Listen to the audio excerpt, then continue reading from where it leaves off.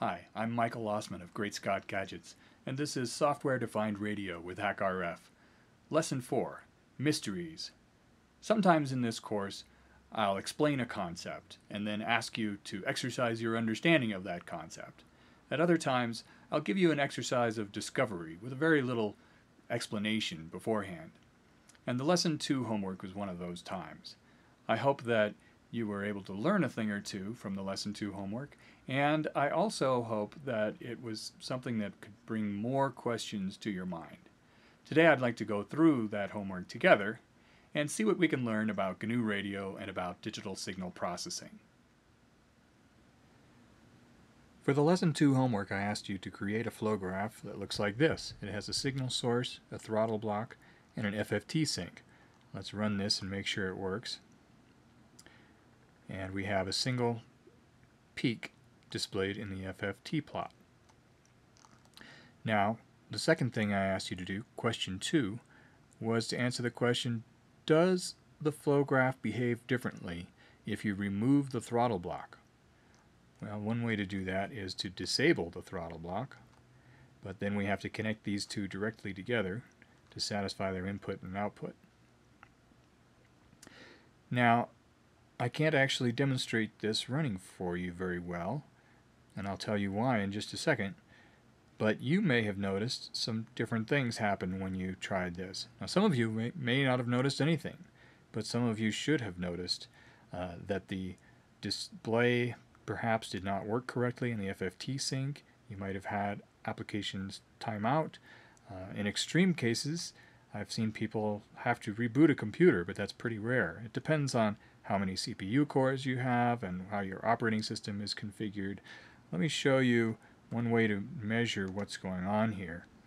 I'm going to open up a window running the HTOP command. HTOP is a handy program for measuring CPU utilization.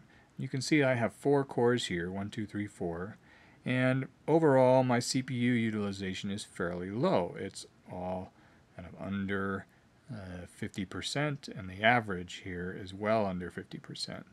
And if I start this flow graph, you should see that the CPU utilization goes up a little bit. Now you can see that I'm using a little bit more CPU. My average CPU utilization across these 4 cores is a little bit higher than it was before. And if I stop the flow graph, you should see it go back down a little bit. It's not a very distinct change, but you notice that without the flow graph running, I sometimes have a core or 2 at under 10%. And with the flow graph running, I was using a little bit more CPU. Now, if I were to remove the throttle block, or disable it and bypass it, then I would actually see this across all 4 cores go to about 99% or 100%. And all of my CPU utilization, all of my CPU power would be utilized. And most of it would be utilized by this flow graph. Now, the reason I can't demonstrate this to you is because the CPU utilization that I do have going on right now is for my video and audio capture. And if I chew up all my CPU in GNU Radio, then my video and audio capture don't work very well and I can't record this video. So this is a nice thing for you to try on your own and just verify using HTOP or your favorite performance monitoring tool. You can verify that running the flow graph without the throttle block uses all available CPU cycles.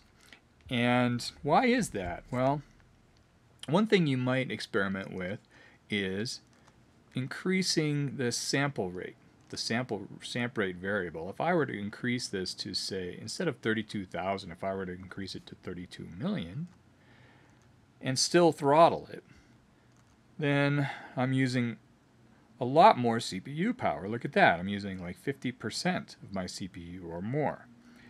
And the more, the higher you have this sample rate set to, the more CPU power you'll use. And the throttle block is the thing that actually controls the real-time sample rate. how many samples per second are processed by the flow graph, and how many samples per second are processed by your CPU. So if we disable that and connect these two directly together, this flow graph is no longer rate limited. This signal source produces samples as fast as it possibly can, and this FFT sync analyzes samples as fast as it possibly can. Now this may seem a little strange because the sample rate is configured right here in the throttle block. It's also configured right here in the signal source, and it's also configured right here in the FFT sync. But it turns out that this sample rate here isn't treated the same way by the FFT sync as this sample rate configuration in the throttle block. And this sample rate in the signal source is not treated the same way as the throttle block handles its sample rate. Only the throttle block affects the real-time rate of this flow graph. I find that very interesting, and it's something that's a quirk of GNU Radio that is important to learn, that this configuration of sample rate doesn't mean the same thing to every single block. Now, hopefully nobody had to reboot their computer to participate in that exercise, but if you do have trouble, you might just try adjusting the sample rate variable instead of actually removing the throttle block completely. Now, question 3. Does the FFT sync correctly indicate the frequency produced by the source? I'm going to close my HTOP window here, and I've reset the flow graph to its default configuration with a sample rate of 32,000 samples per second and a throttle block in place. I run the flow graph, and it shows me a single spike. Now the FFT plot is showing me the output from an algorithm called the FFT, and we're going to talk about the FFT a lot in future lessons, but for now all you need to know is that the FFT is an algorithm that analyzes some samples and tells us what frequencies are present in that chunk of samples. And it does this, the FFT plot does this repeatedly on its input and gives us a real-time display. Now in this case, the display is unchanging, and that's because the signal source is giving us the same samples over and over again. So it doesn't look like it's animated, but it actually is. It's just animated over the same data over and over again. So the signal source is set to a frequency of 1 kilohertz, and the FFT plot has a spike, and if we hover our mouse over it, it is right at 1 kilohertz. And if you look at this ruler down here, the ruler goes from negative 15 or so, maybe negative 16 kilohertz, to positive 16 kilohertz. And you can see that the peak, this very tall peak, is just to the right of center at 1 kilohertz, 1/5 of the way to this 5 marker. Now, the next question I asked is, what if the source and sink have different sample rates configured? Well, let's try something. Let's set the signal source to have a different sample rate. Now, normally I recommend that you always use a variable and have the sample rate the same through all blocks that are using that should be using the same sample rate. So here I'm going to intentionally violate that rule, and I'll set this, instead of setting it to 32,000, I'll set it to 10,000. And so now we have a mismatch between this sample rate here and this sample rate here. Let's see what happens. Now look at that. It looks very much the same, except this peak has moved over. Now this peak is at 3.2 kilohertz. It's closer to this 5 marker. Let's try a different sample rate and see what happens. If I set this to, let's say, 100,000, I'll add another 0. Now, oh, okay, now it looks basically the same, except this peak has moved closer to center. It's only at, what is that, around 300 and some hertz, not kilohertz. That's very interesting. It looks very much the same, except the peak has moved. Now, to understand a little bit better what's going on, I'd like to visualize this slightly differently. I'm going to use an instrumentation block WX scope sync. Now a scope sync is like an oscilloscope. It shows you the value of every sample over time. The FFT sync is going through some complicated algorithm to determine what frequencies are present, and it goes through a lot more computation than the scope sync. The scope sync simply plots the values that it receives on the time axis, and so it's called a time domain plot, where the FFT is a frequency domain plot. The domain is what we see on the horizontal axis. Now I'll execute this flow graph with both these syncs in place. And now the part of the FFT plot is off the bottom of the screen, but you can see the scope plot up above. And you can see, sure enough, we have this cosine wave, this blue cosine wave that looks similar to what we would expect based on the fact that this signal source is producing a cosine. And there are some other things that are interesting to note about this. Now, one thing is that there are actually two waves. There's this blue curve, and then there's this green curve, and up here it shows those as channel 1 and channel 2. Now, where in the world do we get a channel 2 from? That's kind of mysterious, isn't it? I think we're going to need to explore that mystery in the future. Now, I want you to take a look a little bit at what it looks like if I set this signal source back the way it's supposed to be. I'll just set this to samp_rate, which is 32,000 samples per second. Now let's look at it again in the scope plot. You can see actually that we're seeing more periods of the cosine wave here. And I want to show you something, this marker. By default, the scope plot connects the dots. It connects every sample point with a line that links one sample point to the next. And sometimes that's very handy for visualizing a signal. However, it can be very deceptive. Remember that we're dealing with a digital signal here, and the digital signal only has discrete values at discrete points in time. It's not a continuous curve. So displaying it as a continuous curve can fool us into thinking there's something there that it's not. So I often like to select dot large, which gives me a dot for every sample point. And now, aha, we can see the individual values that are being produced by the scope sync. And if you count them, you could see, if you count from this peak to this peak, you should find that there are 32 dots, or there are 32 samples per period. Now look back at the scope, the signal source, and you can see this sample rate is set to 32,000 and the frequency is set to 1,000. That's interesting.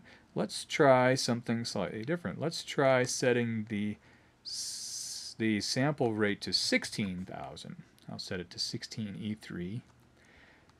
And now, if I execute the flow graph and change this to dot large, look at that. We have fewer dots per period, fewer samples per period. And there's actually 16 if you count them up here.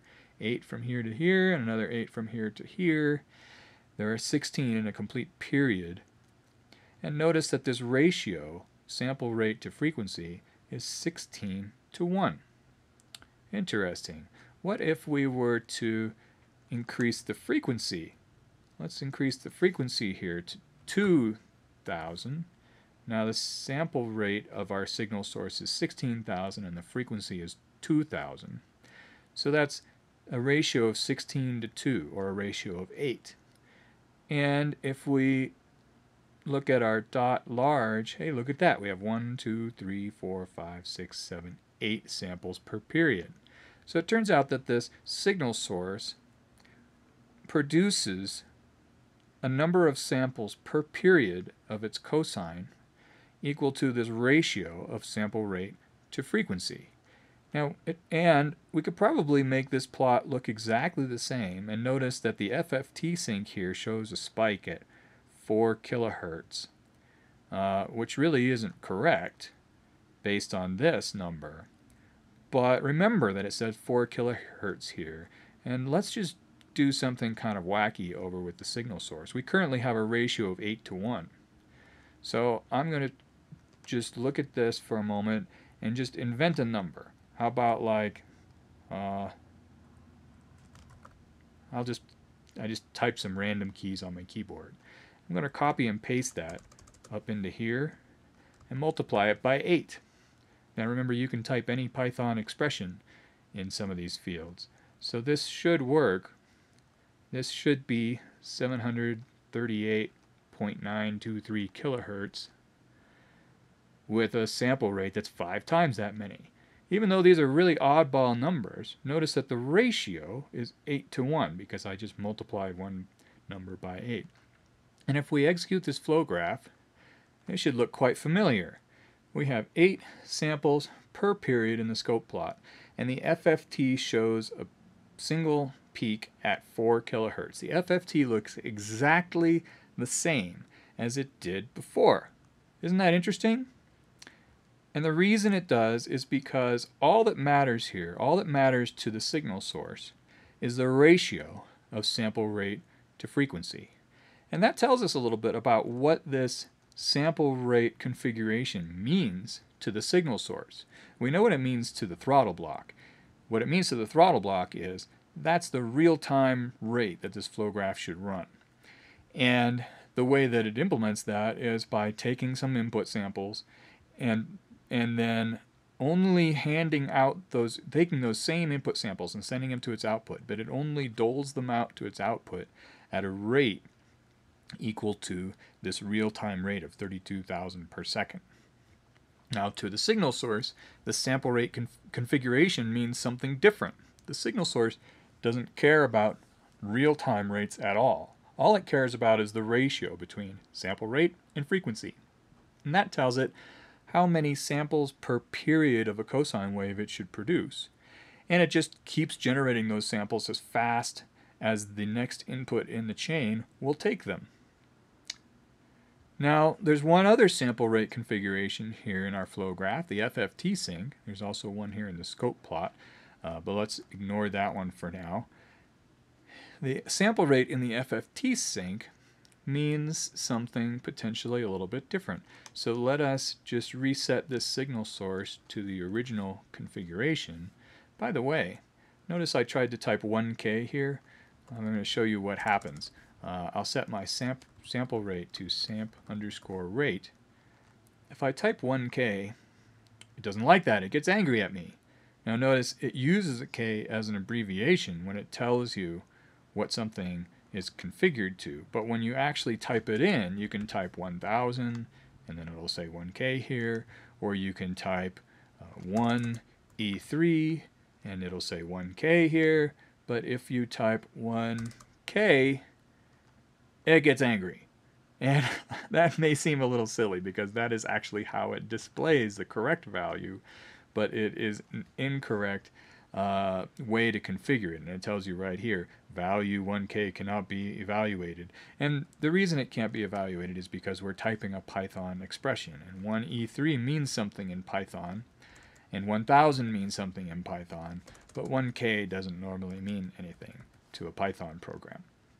So we'll set that back to its original configuration, frequency of 1 kilohertz, sample rate of 32 kilohertz, and we'll run it through the throttle block into the FFT sync. Everything should run exactly as it did originally. And let's just verify that. We get a single spike at 1 kilohertz. Now, if I were to change the sample rate over here in the FFT sync, let's say I set this to let's do samp rate over 2. Let's see what happens now. Now look at this. I have one spike. It's just to the right of center, and it says the frequency is at 500 hertz. The frequency was divided by half. What if I set this to a much lower frequency, much lower sample rate, like samp rate divided by 10? Now, we run this again, we get this spike just to the right of center, but it's much lower. It says this spike is at 100 hertz instead of 1 kilohertz. And notice, however, that the spike has not moved with respect to center. Take a look at that. Look how it just goes just up to the right of that T in the title of the graph.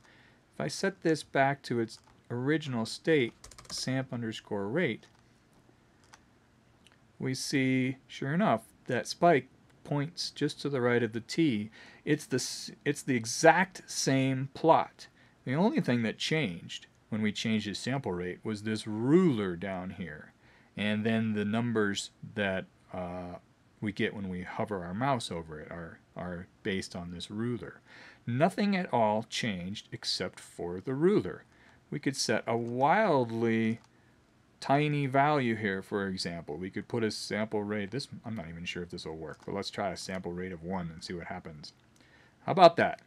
Now we get a graph that looks exactly the same. This spike is just to the right of center, but it's telling me that this frequency is well under 1 hertz. It's showing me millihertz on my scale. It's an absurd ruler, but the actual plot is exactly the same. So that tells you something about what the sample rate variable or the sample rate configuration means to the FFT sink. To the signal source, all it cares about is the ratio, sample rate versus frequency. To the throttle block, what it cares about is the real-time sample rate that it delivers its input samples to its output at. The FFT sink, what the sample rate means primarily is simply the ruler at the bottom, across the horizontal frequency axis. There's one other thing, however, that is a quirk of this particular block that you might want to know, and that is if we set it very high, if we set the sample rate much higher, let's say we set it to 1 million, everything else in the flow graph is configured to 32,000. So now it's set to be much higher. If we run this flow graph, notice what happens here. We don't get anything. Aha! Now we got something.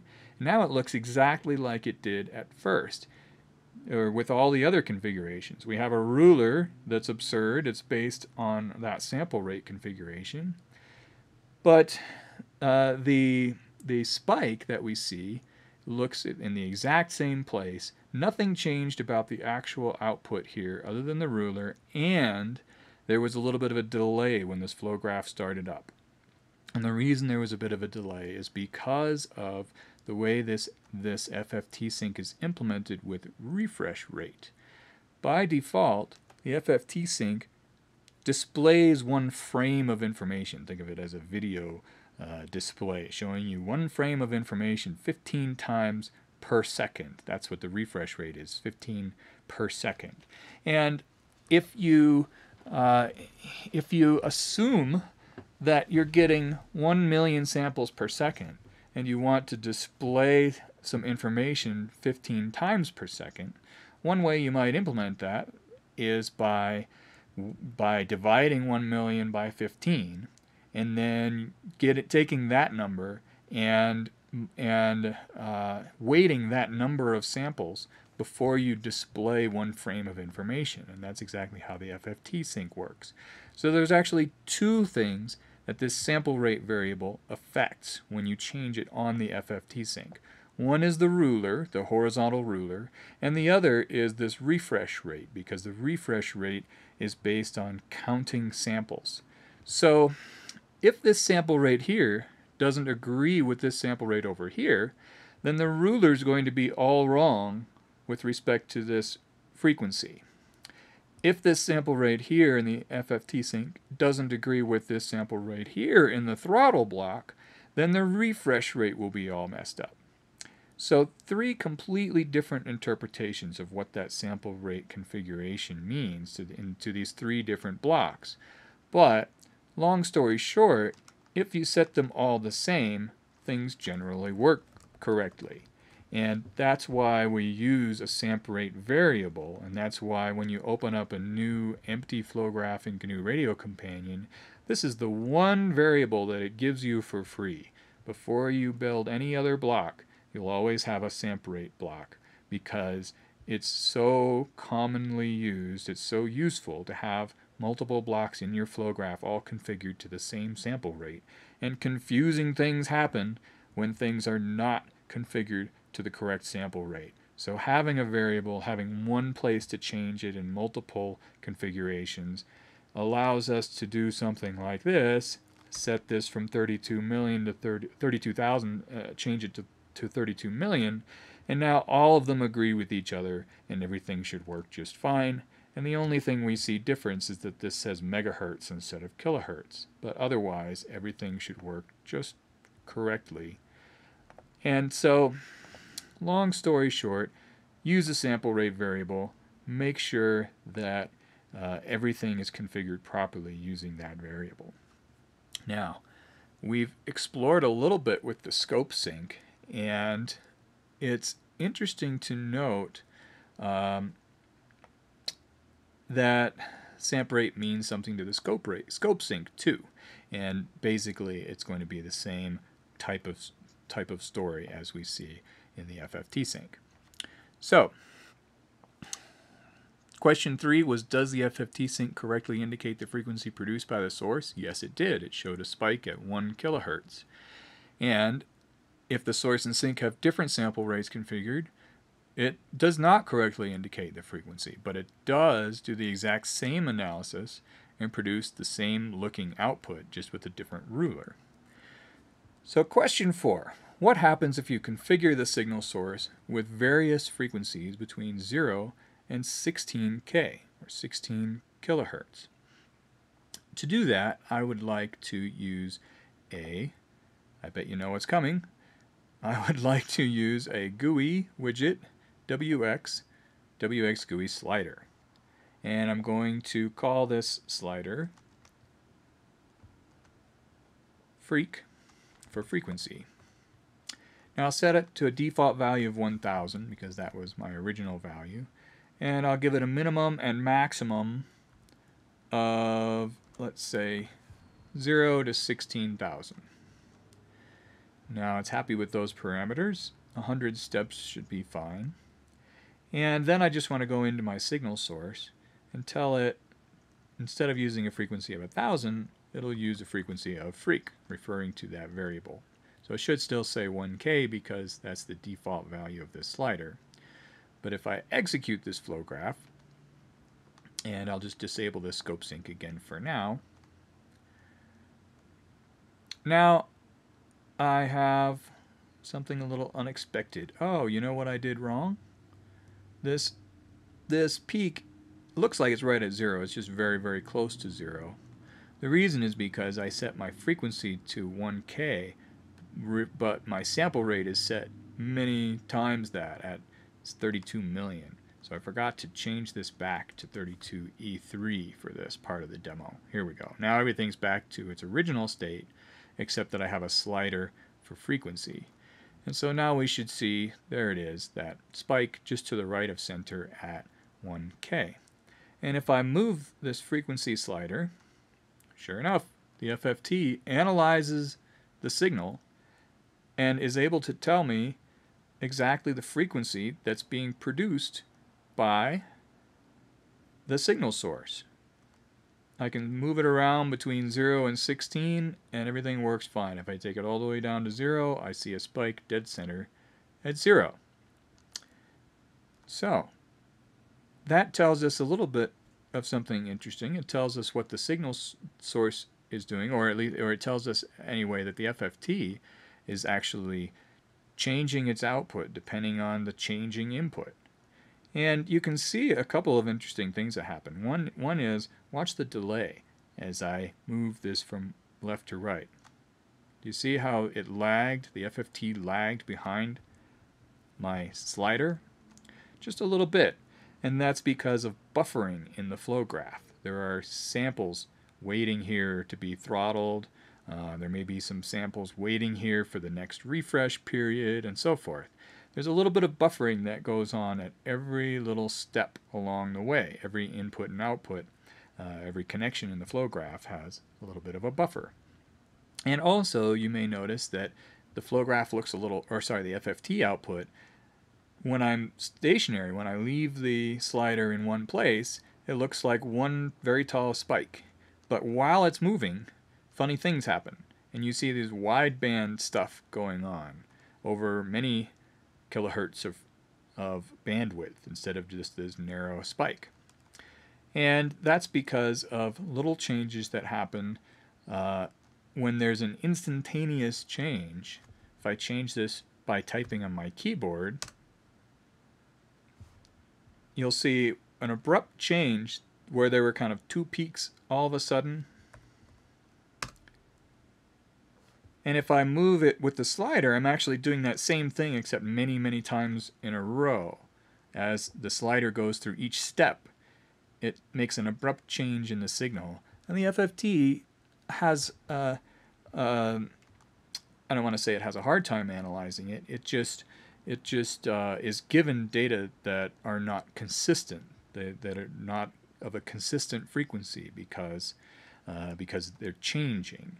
So during that little transition period, while the FFT is getting maybe just a little bit of one frequency and then a little bit of another frequency, you see a lot more frequencies appear here in the FFT plot. But then while it's stable, you see one spike. I think that's kind of interesting. Now, the next question, question 5, is what happens if you specify frequencies greater than 16K? So I'm going to go into my slider here, and I'll change its maximum value from 16,000 to 50,000. How about? And let's see what happens. So it looks the same when I start up with it configured to 1K. I can slide it down to 0. It looks fine. I move it up. I move it up. It looks fine all the way up to, let's see, 16. And then as I keep going, hey, it's the Atari effect. It wrapped around like playing asteroids. And it went past 0 again. It keeps going to the right as I move my slider to the right. And as I keep going, well, look at that. It wrapped around again. If I move my slider back to the left, there we go. It's doing the exact opposite motion it did last time as I was moving it to the right. And when we get back down below 16K, things look normal again. This is very mysterious, isn't it? I find this quite interesting. How does this happen? We have this peak that moves, and when it hits 16K, you can actually see just a little bit of blue here and a little bit of blue here. It's actually kind of simultaneously positive 16 kilohertz and negative 16 kilohertz. And when we move past it, we're into the negative frequencies, whatever that means. And as I move up, I think if I get to exactly 32K, it looks like it's at 0 again. And now as I increase, if I were to increase it to, say, 37K, which is 32 plus 5, now it's at 5 kilohertz. Same thing as if I set this to 5 kilohertz. And notice how similar it looks. We have this tall spike. It goes just below 0 dB, it looks like. And if I just type in the value 37K, look at that. Nothing changed at all. The slider moved, but the FFT output, or the FFT analysis of the output, didn't change at all. Let me try that again. I'll just type 5K and hit enter. Look at that. There was no transition whatsoever. I think that's pretty interesting and kind of mysterious. Well, we're going to leave that as a mystery for now and move on to the next one. What happens if you specify negative frequencies? Okay, negative frequencies. We've seen the FFT is displaying negative frequencies to us, but what in the world does that mean? Well, I'm going to change my slider here. I'll leave it the same default we've been using all along, and now I'll set the minimum to negative 50 kilohertz and the maximum to positive 50 kilohertz. Now, if I execute this flow graph, it should start up exactly the same way. And I can move my slider to the right, and we should see the Atari effect. There we go. If I move my slider to the left, we wrap back around. And now we're in the normal region, perhaps. And if I go past 0, hey, look at that. Sure enough, if I configure my signal source to give me a cosine wave of negative 10 kilohertz, then I get an output that's from the signal source that, when analyzed by the FFT plot, actually shows up as negative 10 kilohertz. This is quite mysterious to me, because think about it for a minute. What is a cosine? What does a cosine wave look like?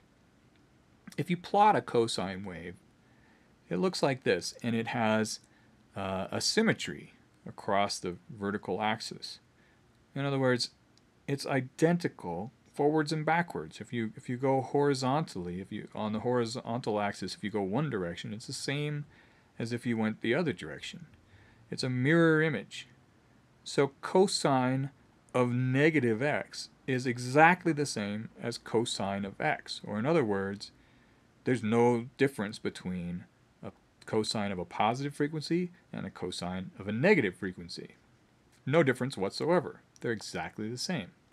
Which tells me that the output of a cosine source running at 10 kilohertz should be identical to the output of a cosine source running at negative 10 kilohertz. But if we go back and look at our flow graph, you can see we have a signal source, and when we analyze it with the FFT sync, we get a difference between negative 10 kilohertz and positive 10 kilohertz. If I type in 10 kilohertz, that's how I configure my signal source using this frequency slider. Then the FFT says, yes, you have samples that appear to have a periodicity of 10 kilohertz. And if I type in negative 10 kilohertz, hit enter, the FFT says, that's different.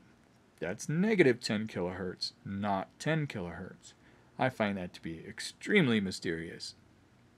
Now, question 7.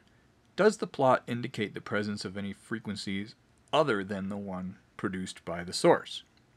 Hint, use auto scale. Now, before I do this, I'm just going to set this back to the default, just so it looks the same as other people's graphs.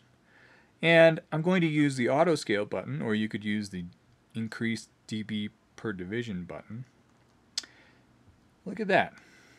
Now what just happened was the scale, the vertical scale here in decibels, has changed. So it's showing us from 0 to negative 200. Negative 200 is a lot of decibels, right? Or it's a lot of negative decibels anyway. So what do we see here? We see one big spike at the frequency that we expect. But we also see a whole bunch of other garbage at every other possible frequency that the FFT knows how to display to us. That's mysterious. Now, this is a mystery that I think we can solve right now. Why would there be any noise at all? I would call this stuff noise. That's one way to think of it. First of all, notice how much quieter, or how much less powerful, how much lower in amplitude this noise is compared to the spike. We're looking at a plot that shows us 200 dB in the vertical scale. The spike is just around 0 dB, and this stuff is around negative 170 dB. Negative 170 compared to 0. It's kind of hard to express just how inconsequential all this stuff is. It's 17 orders of magnitude smaller than this stuff right here, which was the frequency we expected. 17 orders of magnitude, 17 decimal places. That's tremendously tiny and insignificant compared to the signal that we have here. However, think about this for a moment. We are synthesizing this signal in software. Is there any more pure way to produce a cosine wave than to synthesize it in software? And then we're just delaying those samples a little bit, or throttling them to a real-time rate, and then delivering them to the FFT sync, which analyzes those pure synthesized samples, and it tells us that there's a bunch of extra frequency components in addition to the one we were expecting. There's this noise. Now, in a real world system, in an analog system, with an actual antenna, for example, if we were receiving this as a radio signal, we would expect all kinds of noise. There would be radio noise over the air and interference, and there would be noise from the actual electronic device itself. On the analog electronic circuit would have some amount of noise, and we would pick that up when we digitize it, and we would expect noise from a real-world analog system. But do we expect noise from a digital system, a purely digital system? Well, let's think about this a little bit. And the thing I'd like you to think about is data types. Now, if you're a computer programmer, you probably know a little thing or two about data types. And I want to show you that data types exist in GNU Radio. If we were to go into this signal source and look at its properties, you can see right here, output type. And if we pull down this menu, we can select a complex, a float, an int, or a short. Now, a short in GNU Radio is a 16-bit integer, where it's an integer value that is represented, where every number is represented by 16 bits. An int is a 32-bit integer. A float is a floating point number, so it can take on values that are decimals, so it allows the decimal point to move around, and it's implemented as a 32-bit float.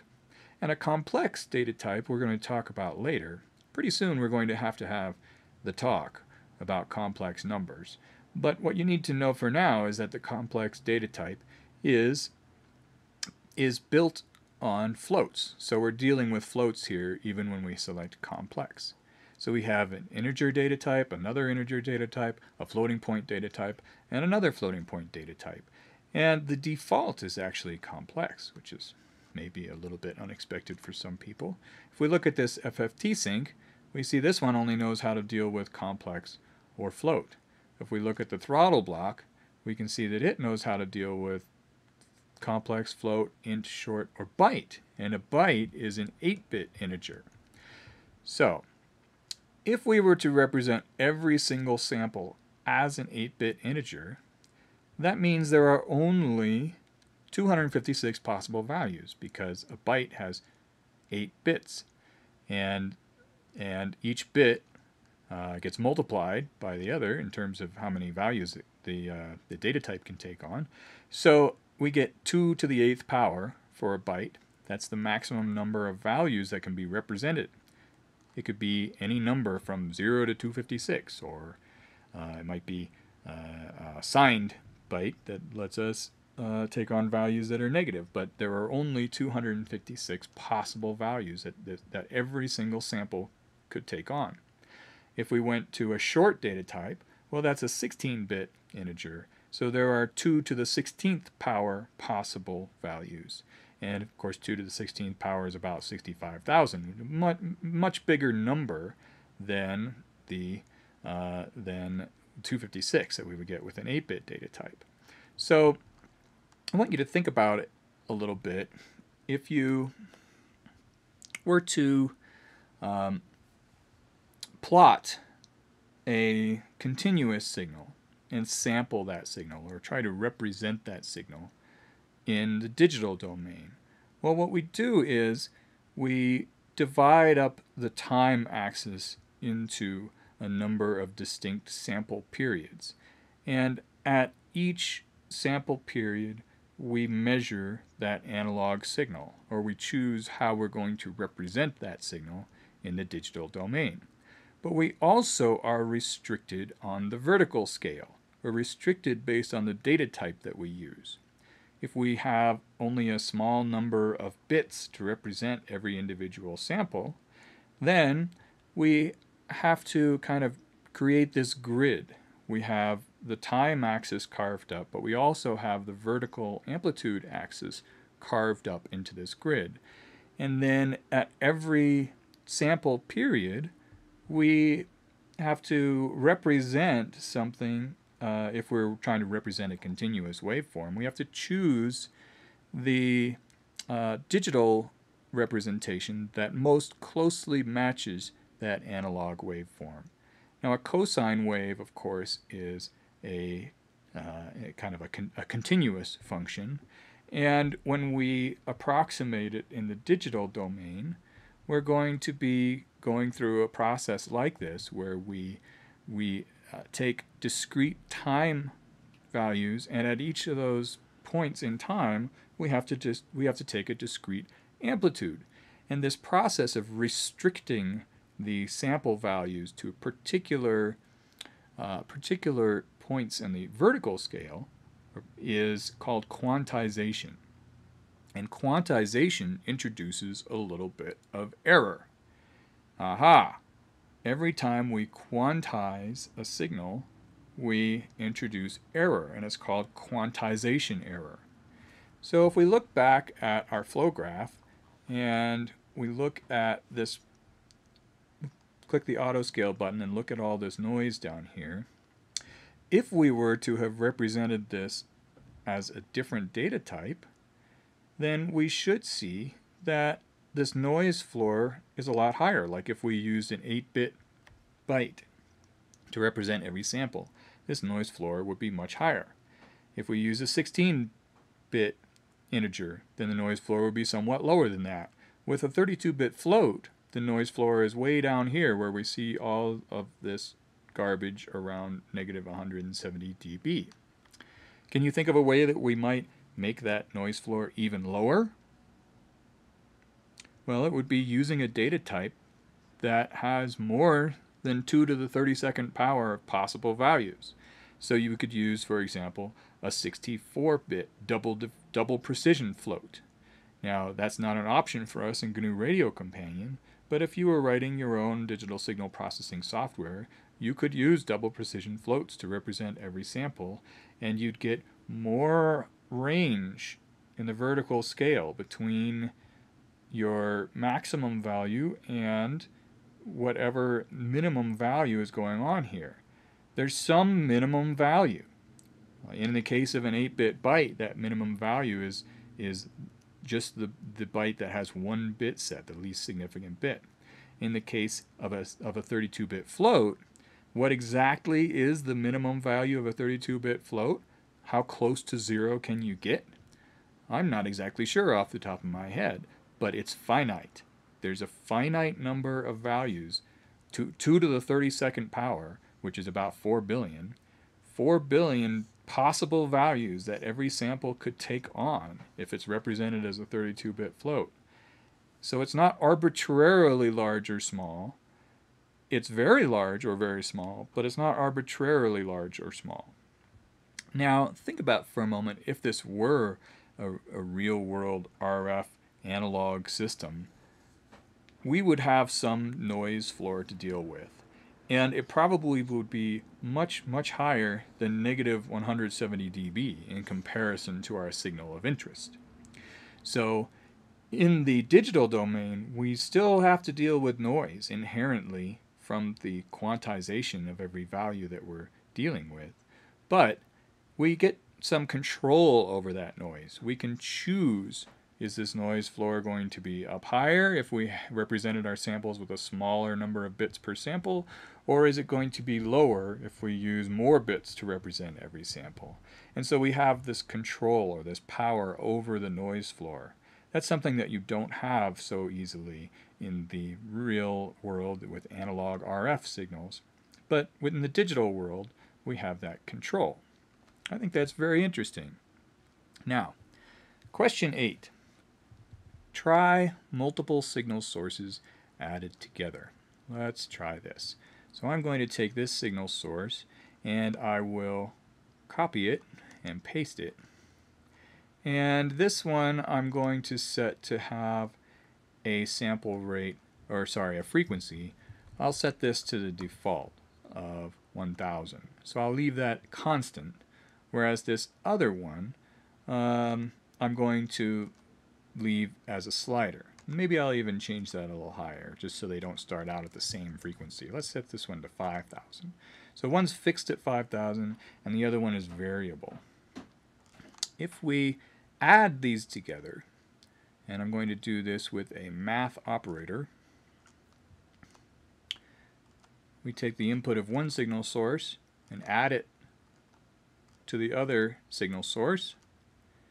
And this does a point-by-point addition. So it takes one sample from this source and then the first sample of this source, adds them together, and delivers that sample to the throttle block.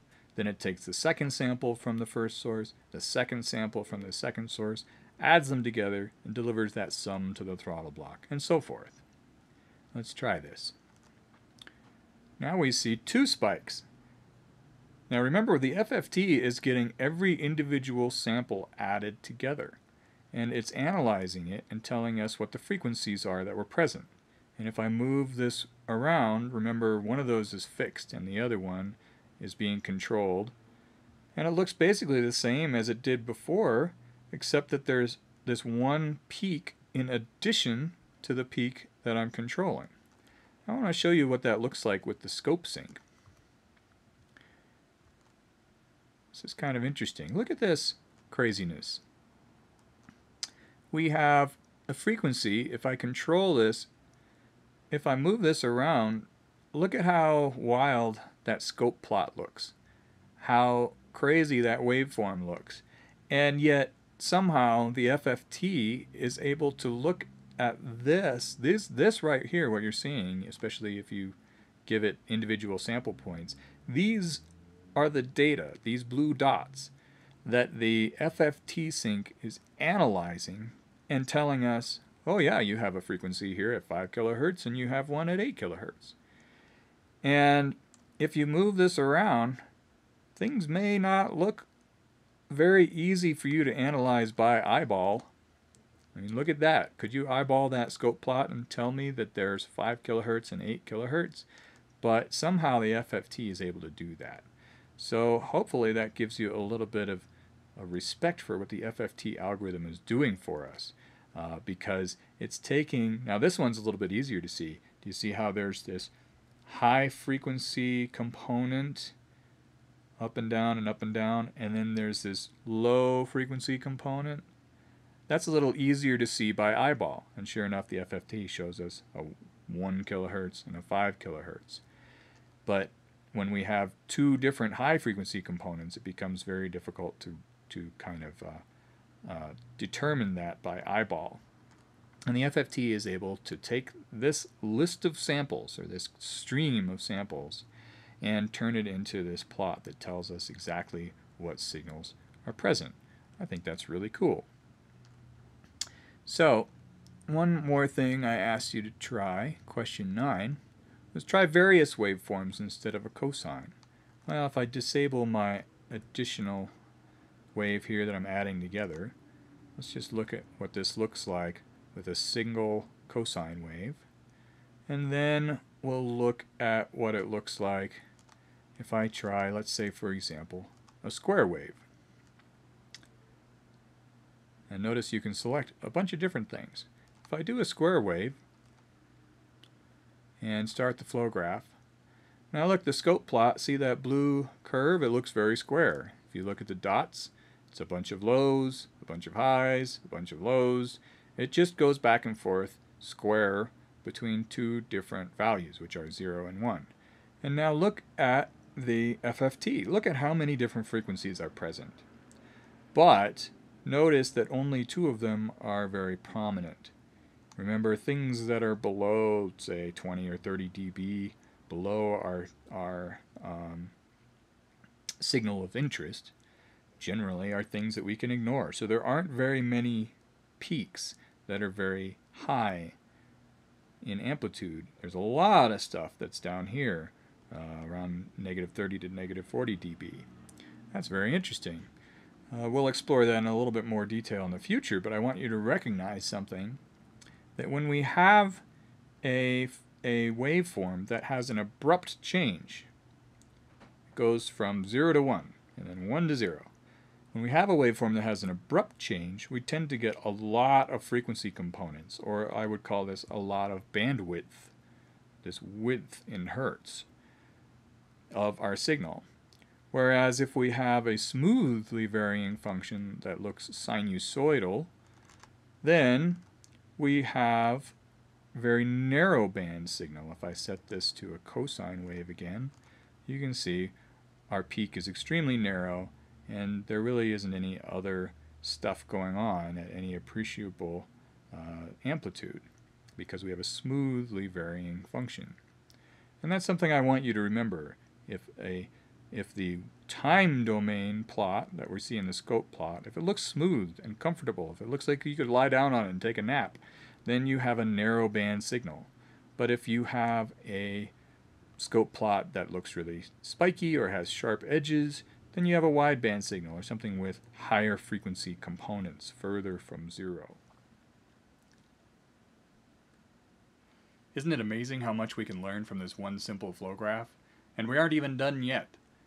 For the homework for this lesson, go to greatscottgadgets.com/SDR, and under Lesson 4 there are a couple more questions that I'd like you to answer about this flow graph.